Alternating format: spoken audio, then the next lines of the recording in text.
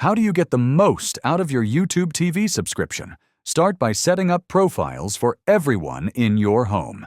This keeps recommendations organized and makes your DVR easier to manage.